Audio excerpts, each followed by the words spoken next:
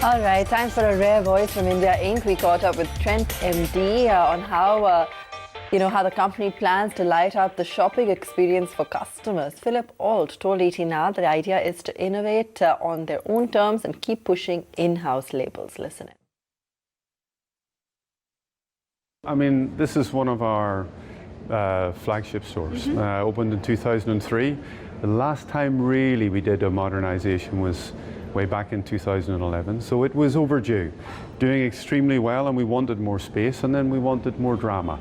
And today consumers expect to be entertained as well as to shop, and I wish to display our fashion credentials in a slightly more dramatic way. A very noticeable and a very interesting component or a factor that I've noticed when I entered the store was Starbucks. Yes. Okay, so it's a first that you've launched Starbucks into the Westside store. So can we expect more stores in a similar format? I hope so. I think if the customers like it, I mean, it's a big store now. It's 34,000 square feet.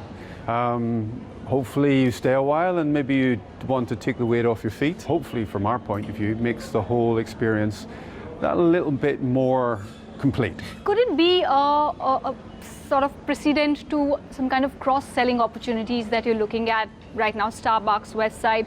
Can we look at such similar tie-ups and alliances within the Tata Group going forward as well, across brands? Well, if I take specifically Westside, everything that you see is designed, bought, supplied, distributed by Westside. Right. There's a couple of cosmetic brands, but everything else in the building is our own product. So we're very much, we want to control the whole supply chain. We want to make our own good fortune, put the skill and the commitment into the team. And I'm surrounded by some fantastic commercial people, very, very passionate. And when you're selling your product, there's always a degree of edge. Right. And also a chance to be innovative on our terms, to keep trying to push the envelope. So I just want to interrupt you there. Yep. What is the current mix of private labels? It's 99% ours. And 99.5%. If I'm not wrong, this is this kind of a strategy of pushing private labels in a big and aggressive way is something you're looking at across the different brands that Trent right now operates in. Absolutely. I mean, have had a lot of success introducing all their own private labels, and that again, it's all for the same reason, the ability to bring added value and to differentiate ourselves. Bazar, we've been talking and waiting very eagerly by when will it turn around finally. Of course, we've started witnessing some improvement. The losses have been capped in a big way, but when can we expect the business to turn around? Well, you're right in the sense, the market has changed quite a lot. There's very much more about shop local, consume local. The challenges on time, everybody's got a paucity of time, so they want to be able to, get off or get out of their car in the evening, do some quick shopping and go. So the big push for Star is to shop local, give it a twist and be really famous for our fresh. So that it becomes, hopefully, if not a nightly shop, 2 or 3 times a week. Wow, that's very interesting. Are you also looking to go online with it? Yes, we already have. In a big way, like from the existing model. Yeah, I mean, the world is going that way, so we do not have the luxury of not responding to what the customer wants. And even in Westside and eventually Zudio as well, we are also exploring the ability for the customer to have a complete experience, a consistent experience, whether it's in this lovely store or sitting with a cup of coffee in the evening, just browsing. Tell me something, talking about the fashion and apparel space, yes. There is so much disruption, there's so much competition. Of course, it's largely unorganized, yes. But there's a lot of competition. Now the e-commerce players are also, in a big way getting aggressive and very competitive. So how is Westside trying to stay relevant and attract customers at the same time without compromising on profitability? Well, we've a few very clear brand differentiators and mantras that we stick to. The first price is the right price. Okay. And we do not do discounts We only have 2 sales a year for a month at a time. Right. The rest of the time, I don't want a lady coming into the store, seeing a beautiful dress, and then 8 weeks later coming in and seeing it 30% off. Yeah. So it's vital that when you see it, whether you're shopping online or you're shopping in this store or any other store for that matter, it's always first price, right price, and that's it. All right, good to know that. Talk to us about store expansion strategy for Westside.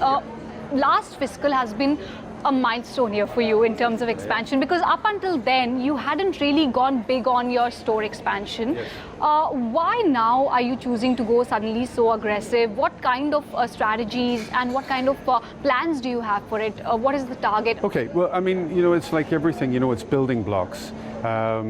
We've spent a lot of time focusing in on our signature, developing our in-house brands, really simplifying our supply chains so that we can buy now nearly 50% of what we buy in 60 days. That makes us much more capable to respond to what you want, to give you more of what you want, and if there are slow things, then we can stop them. All of those jigsaw puzzles need to be in place before you have the confidence to say, now we can go significantly, by our terms, certainly aggressive. I mean, there are other people maybe open more stores because than it's a sudden development, right? Or up until then, up until last year, you hadn't really gone big on it. Yeah, okay, maybe give me 2 years.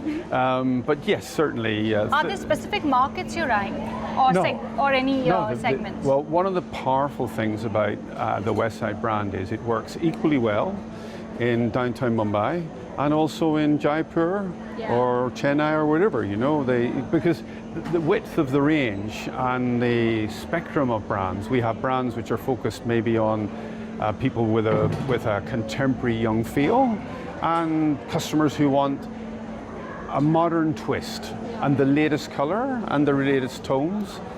And I think we try anyway. I like to think we do it. We try to deliver on both sides. Across brands that Trent has, various businesses you're operating in. Okay. So just wanted to understand what the contribution is like and which are the ones which will now, from here on, lead the growth. Well, I mean, Westside is the biggest engine as we stand today. The exciting thing about the retail industry in India at the moment is it is so dynamic and so fast moving. Now, Zudio, which is our value business, 3 years ago we had about 5 stores. By the time we get to the end of this financial year, next March, we'll be somewhere in the order of 140. So if we're just number counting, but they're much smaller stores, then Zudio will be more optically changing quicker. However, 40 Westsides, hopefully not too different from this, maybe a bit more modest and a little smaller, is also a stretchy target. Something I've noticed, you haven't mentioned Zara even once during our conversation. So one last question and you're free to go. Yeah. So what about Zara? It's been in the country for almost a decade now. So what next? What do we expect, and what is the kind of targets you perhaps may have for growing for the next decade maybe? Okay. Firstly, I'm going to say one of the fantastic things about having a relationship with them, in my view anyway, is they're probably the best retailer in the world today. So it's a great privilege to be involved on the edge. I mean, the product's all that's all theirs. I think Zara's dynamic and fast growing across the world. And I think as time goes on, a number of cities where we can increase the number of stores, because in the main we're opening 20,000 square feet at a time. So at this stage we're taking a prudent, steady as we go, and being sure that we get the returns for the openings. So it continues to trade very well, but it's not quite as easy to push the button on that for big scale at this stage. Right. But would I back on it long term? Absolutely. Want to know how has the response been, the walk-ins, because for the last many months, all the banter, all the chit-chat has been about slowdown. So the sort of slowdown, does it still continue to hang on retailers, or are you witnessing everything per usual and everything is great this festive season as well? Well, I'm not going. I'm not going to get caught either presuming it's going to always continue. But in a general way, we are pretty well where we would like to be at this stage. And so no brand or no segment is witnessing anything different? No. Okay. In our business, no. I mean, obviously at this time of year, you know, ethnic Indian wear is very, very powerful. Big engine. Menswear. You know, the men get a look in, and of course children's wear. They probably outperform the others in an absolute sense. But over the course of a year, Western women's wear does very, very well in December. Home also does well just at this time of year, although the purchasing's a little earlier. I guess you get the house looking the way you want it, and then you finish it off with new outfits for all the family. Right. But so yeah, it's been very good. Yeah, it can always be better. Yeah, no. There's always scope for better. It can always be better. Okay, that's a candid interview, getting a take as to how the festive season sales have been, how there's Starbucks cropping up in order to make the experience at Westside more pleasurable, and their expansion plans, as well as how Zara is doing, one of the best retailers globally.